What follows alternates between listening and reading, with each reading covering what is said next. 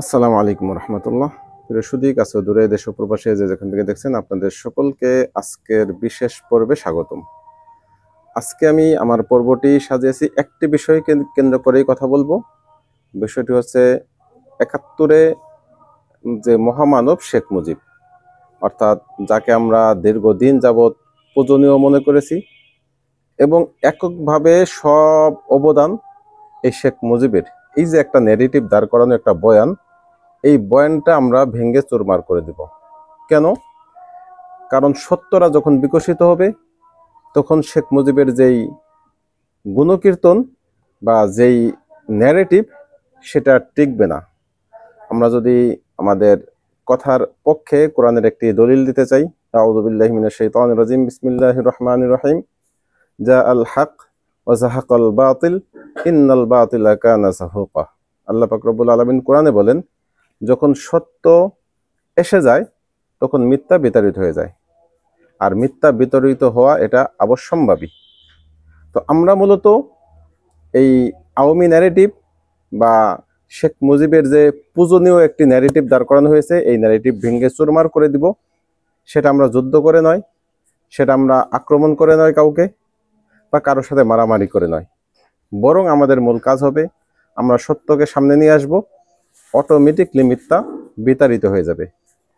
একটা বিষয় খেয়াল করবেন যে গতকালকে বাংলাদেশ কিন্তু এই 15ই আগস্ট সেভাবে পালন করেনি, বা বাংলাদেশ সরকার কিন্তু তারও আগের বছর অর্থাৎ গত বছরেই এই 15ই আগস্টের শোক দিবস তারা বাতিল করেছিল।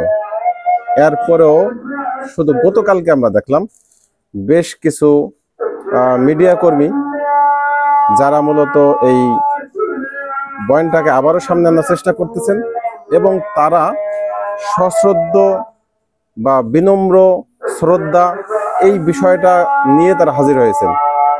আমরা দীর্ঘদিন দেখেছি যে স্বজন হারানোর বেদনা, এই স্বজন হারানোর বেদনা কিন্তু এখন ভাটা পড়েছে। ঠিক তেমনিভাবে এই বিনম্র শ্রদ্ধা এটাও ভাটা পড়বে ওই একইভাবে। কিভাবে পড়বে? আমরা আমাদের মূল কাজটা কি হবে, সেটা হচ্ছে প্রকৃত সত্য ইতিহাসটা তুলে আনা।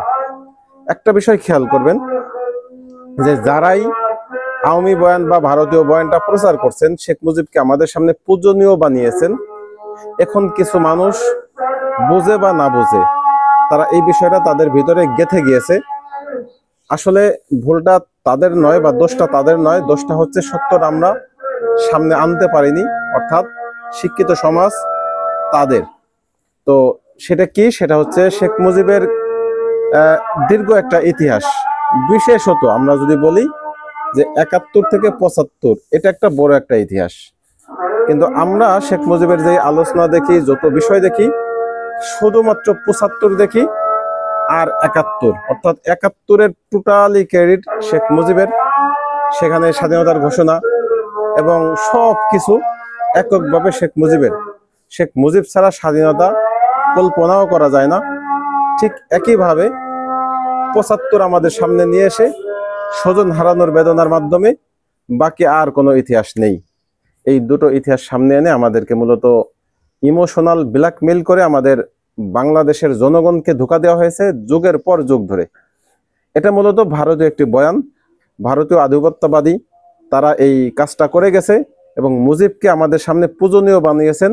কিছু বামেরাও সেটাও মনে করেন, এখন অব্দি মনে করেন, এবং বাঙ্গু সুশীল যারা আছে তারা এই ভারতীয় বয়ানটা মূলত প্রচার করে থাকেন।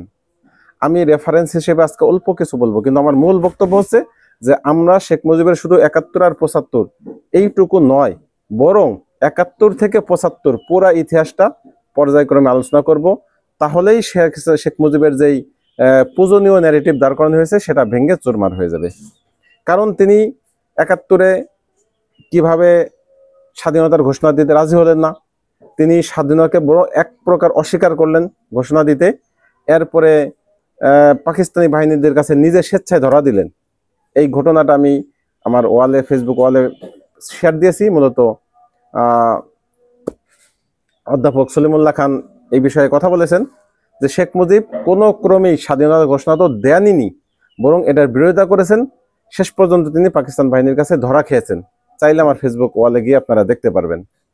দ্বিতীয় আরেকটা বিষয় হচ্ছে শেখ মুজিব আসলে বাংলাদেশের জনগণের কাছে তার সম্মানটা কতটুকু, বা শেখ মুজিবের বিষয়ে বাংলাদেশের জনগণ কি সিদ্ধান্ত নিবে, এই বিষয়টা যদি দেখেন, এটাও আমি গতকালকে একটা ভিডিও শেয়ার দিয়েছি। সেটা হচ্ছে আমাদের অনেকেরই পরিচিত, বিশেষত যারা লেখালেখির জগতে আছেন সকলেই এক বাক্যে চেনেন, বদরুদ্দীন ওমর, বামপন্থী লেখক। তিনি অনেক বড় একজন বড় মাপের লেখক। তিনি গতকালকে তার একটি বক্তব্য আমি এভাবে দেখেছি যে শেখ মুজিবকে বাংলাদেশের জনগণ 2বার রায় দিয়েছে, এরপরে আর রায় দেওয়ার কোনো দরকারই পড়ে না। প্রথমবার 15ই আগস্ট 1975 সাল যখন শেখ মুজিবকে হত্যা করেছে, না, হত্যা করাটাকে উনি রায় বলেননি, উনি বলেছেন হত্যা একজনকে করতেই পারে, কিন্তু হত্যার পরে এই শেখ মুজিবের পক্ষে সারা বাংলাদেশে একজন মানুষ দাঁড়াতে পারেনি। হত্যা তো প্রেসিডেন্ট জিয়াউর রহমানকেও করেছিল, কিন্তু প্রেসিডেন্ট জিয়াউর রহমানের জানাজায় লক্ষ লক্ষ জনতা প্রমাণ করেছে তাদের উপস্থিতি যে তারা জিয়াকে ভালোবাসে। পক্ষান্তরে শেখ মুজিবের জানাজায় হাতে গোনা 5-7 জন লোক ছাড়া কেউ লোকই হয়নি, এবং সারা বাংলাদেশে তখন মানুষ মিষ্টি বিতরণ করেছে, সকল মানুষ আনন্দিত হয়েছে। এটাই হচ্ছে জনগণের একটি রায়। এটাই উনি বদরুদ্দীন ওমর সাহেব বলেছিলেন যে 75-এ তাকে নিহতের পরে সারা বাংলাদেশের মানুষের যেই অবস্থান সেটা স্পষ্ট করেছে যে বাংলাদেশের জনগণ শেখ মুজিবকে পছন্দ করে না। ঠিক তেমনি ভাবে 24-এর যে অভ্যুত্থান হলো, এই 24-এর অভ্যুত্থানে দেখবেন একই অবস্থা, যে সারা বাংলাদেশের জনগণকে কিন্তু কেউ কোনো নেতৃত্বের থেকে বলা হয়নি যে শেখ মুজিবের এই মোরালগুলি ভেঙে দাও, কিন্তু জনগণ স্বেচ্ছায় স্বপ্রণোদিত হয়ে বাংলাদেশের আনাচে কানাচে সকল মোরাল ভেঙে চুরমার করে দিয়েছে, এবং অপমানজনক ভাবে তারা তার সাথে বিহেভ করেছে। কেন করেছে? তাদের ভিতরের ক্ষোভ এবং তাদের মূল চরিত্রটা তারা দেখিয়ে দিয়েছে যে তারা আসলে শেখ মুজিবকে কিভাবে ধারণ করেন। এই জায়গায় আমাদের কাজ করতে হবে, যে যেহেতু জনগণ একটা বিষয়ে তাদের একটা পারসেপশন আছে, এই পারসেপশন নিয়েই আমাদের কাজ করতে হবে যে 71-এর পরে মুজিব শাসন ক্ষমতায় এসে 72 থেকে 75 পর্যন্ত কি কি কাজ করলো। এমন আকাশচুম্বী একজন মানুষ যাকে আমরা নেতা বানালাম, সে তো যুদ্ধের নেতা ছিল না, কিন্তু যখন 71-এর পরে 72-এ সে বাংলাদেশে ফেরত আসলো, তাকে আমরা স্বেচ্ছায় স্বপ্রণোদিত হয়ে তারা কতিপয় মানুষ আর কি, সারা বাংলাদেশের জনগণ নয় অবশ্যই, কতিপয় মানুষ তাকে নেতৃত্বের জায়গায় বসালাম এবং তার হাতে বাংলাদেশের ক্ষমতা অর্পণ করলাম। এরপরে তিনি কি করলেন, কি দুর্নীতি করলেন, কিভাবে তিনি রক্ষী বাহিনী গঠন করলেন, রক্ষী বাহিনীর মাধ্যমে হাজার হাজার গুম খুন করলেন, এই ইতিহাসগুলি আমাদের তুলে আনতে হবে। তিনি যেই নির্বাচন দিলেন, এই নির্বাচনের মাধ্যমে সারা বাংলাদেশে কিভাবে ভোট কারচুপির মাধ্যমে 273 আসনে 93 আসনে তিনি নির্বাচিত হন, একেবারে অমায়িক ব্যাপার। এটা মানে আপনি কল্পনাও করতে পারবেন না যে ওই সময়ের পত্রপত্রিকাগুলি আপনি যদি শুধুমাত্র প্রকাশ করতে পারেন যে এই পত্রিকা এই নিউজ ছিল, নির্বাচন নিয়ে এই নিউজ ছিল, রক্ষী বাহিনীর বিষয়ে এই নিউজ ছিল, প্রথম হত্যা, প্রথম গুম কে করে, এই শেখ মুজিব সিরাজ শিকদারের বিষয়ে বলেছিল, সংসদে কি কথা বলেছে, এই বিষয়গুলি যদি আপনি তুলে আনতে পারেন, তাহলেই বাস আমাদের কেল্লাফতে সারা সকল মানুষকে আমরা বোঝাইতে পারবো যে বাস্তবতা এই ছিল। শেখ মুজিব আসলে তিনি কোনো মহামানব নন, তিনি সাধারণ একজন মানুষ, এবং আমরা তাকে কতিপয় মানুষে মিলে মহামানবের আসনে বসিয়েছিলাম। মূলত ভারতের চক্রান্তের ফসল এটা ছিল। ভারত সর্বদা চেয়েছিল, যেহেতু ভারতের কাছের মানুষ ছিল শেখ মুজিব, শেখ মুজিব থাকলে ভারত তার চাওয়া পাওয়া পূরণ করতে পারবে। এখানেই মূলত আমরা হেরে গিয়েছিলাম। সেই জায়গায় আমাকে পুনরুদ্ধার করতে হলে আমাদের সকলকে মিলে যে কাজটা করতে হবে, যে আমাদের 72, 73, 74 এটা নিয়ে প্রচন্ড কাজ করতে হবে। আমরা যদি গতকালকের যে ইগুলি দেখলাম, আওয়ামী যেই ফ্যাসিস্ট ইয়েরা শিল্পীরা, তারা মূলত বিভিন্নভাবে এই শোকটা পাঠিয়েছে অনলাইনের মাধ্যমে।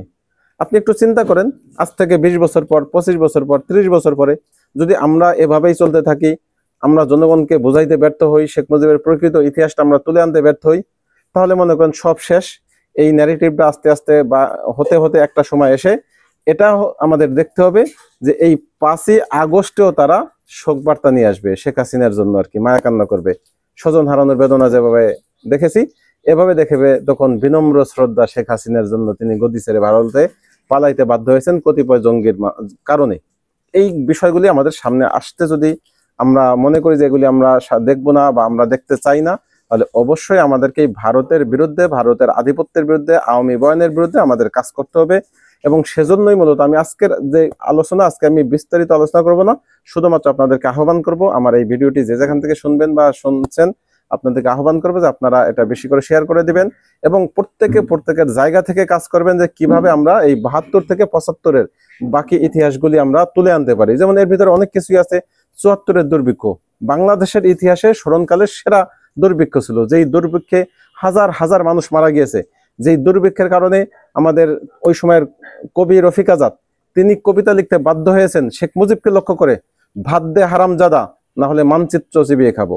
এই যে ভাত দে হারামজাদা, শেখ মুজিবকে হারামজাদা বললে গালি দেয়া, এটা চারটিখানি কথা নয়, কিন্তু ওই সময় এসে তাকে হারামজাদা গালি দেওয়া।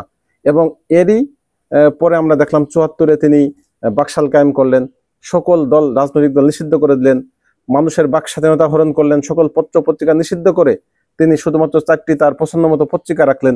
এই যে বিভিন্নভাবে আমাদের উপরে যে জুলুম নির্যাতনের মাধ্যমে শেখ মুজিব মূলত 74-এই মারা গিয়েছে। 74-এ যেদিন সংসদে তিনি বাকশাল কায়েম করেছেন সেদিনই তার মূলত ইন্তেকাল হয়েছে বা তিনি মারা গিয়েছেন। এরপরে 75-এ তার বডি থেকে দেহ আলাদা হয়েছে। এইটা হচ্ছে বাস্তব কথা। এই বাস্তব কথাটা আমাদেরকে বিগত 16 বছরে ভুলিয়ে দিয়েছিল ইন্ডিয়া, ভারতের বাঙ্গ শোষিল, আওয়ামী এবং বাম সব মিলে, এরা মিলে মোটামুটি এই 71-কে এমনভাবে আমাদের সামনে চিত্রায়ন করেছেন যে মনে হয় যে 71 টোটালি শেখ মুজিবময়। অথচ 71-এ শেখ মুজিবের ন্যূনতম কোনো ভূমিকা তখন ছিল না। সে যতটুকু তার 7ই মার্চের ভাষণ, সেটা শুধুমাত্র তার ক্ষমতা কেন্দ্রিক। 7ই মার্চ থেকে 25শে মার্চ পর্যন্ত সে প্রত্যেক দিন গণভবনে গিয়েছেন, সেখানে আলোচনা করেছেন। আলোচনায় কোনো সমাধান হয়নি, অর্থাৎ তিনি ক্ষমতা চেয়েছেন। পাকিস্তানিরা আমাদের ক্ষমতা দিতে রাজি হয়নি, যে কারণে তিনি আবার ফেরত এসেছেন। সর্বশেষ 25শে মার্চ যেদিন তিনি আত্মসমর্পণ করেন পাকিস্তানি বাহিনীর কাছে, তার আগে তাজউদ্দিন আহমেদ যখন তাকে বললেন যে আপনি আমাদেরকে টেপ রেকর্ডার নিয়ে এসেছি, আপনি স্বাধীনতার ঘোষণা দিয়ে যান, কয় না আমি কি বিদ্রোহী হব নাকি। মানে উনি বিদ্রোহী হওয়ার ভয় পান, উনি নিজে বিদ্রোহী হলে ওনাকে হত্যা করে ফেলতে পারে, এটার ভয় পান, উনি কোনো ক্রমেই বিদ্রোহী হবেন না। পরে যখন তাজউদ্দিন আহমেদ তাকে বললেন যে ঠিক আছে, তাহলে আপনি অন্তত লিখিত একটা ফরম্যাট দিয়ে যান, যাতে পরবর্তীতে আপনি গ্রেফতার হলে আমরা বলতে পারি, কয় না আমি সেটাও দেব না, আমি পাকিস্তানের বিরুদ্ধে কোনো কথাই বলবো না, আমি পাকিস্তান ভাঙতে চাই না। অর্থাৎ উনি সর্বদাই ক্ষমতা চেয়েছেন, রাষ্ট্র ক্ষমতায় ওনার বসার কথা ছিল, সেটা উনি না পেয়ে ব্যথিত হয়েছেন, বাস এতটুকুই। এইটুকে যদি আপনি তাকে সম্মান দিতে চান তাতে আমার কোনো আপত্তি নাই, কিন্তু আমার কথা হচ্ছে মিথ্যাভাবে তাকে কেন আপনি সম্মান দিবেন, কেন আমরা তাকে পূজনীয় মনে করব, 71-এর মহানায়ক মনে করব, এই জায়গাটাই আমার আপত্তি। অতএব টোটাল প্রকৃত ইতিহাসটা যদি আমরা সকলের সামনে এভাবে আমরা বিকশিত করতে পারি, 71 থেকে 75-এর প্রত্যেকটা ঘটনায় 3.5 বছরে তিনি কি কি কাজ করেছেন, 72-এ যে ক্ষমতা আসার পর থেকে, এই প্রত্যেকটা কাজ যদি আমরা মানুষের সামনে আনতে পারি, তাহলে তার জুলুম এবং তার ভোট ডাকাতি সবকিছু আমাদের মানুষের সামনে এসে যাবে। এভাবেই আমরা আওয়ামী ন্যারেটিভ, ভারতীয় ন্যারেটিভ এবং শেখ মুজিবের যে পূজনীয় একটি ন্যারেটিভ দাঁড়িয়েছে, সেটাকে আমরা ভেঙে চুরমার করে দিব। এটাই হোক আমাদের আজকের অঙ্গীকার। ইনকিলাব জিন্দাবাদ।